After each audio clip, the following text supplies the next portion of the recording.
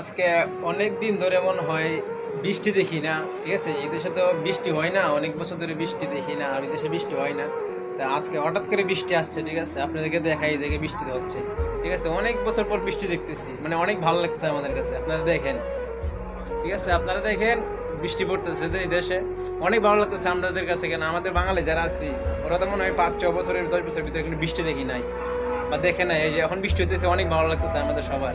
ঠিক আছে, আপনারা দেখেন। ঠিক আছে।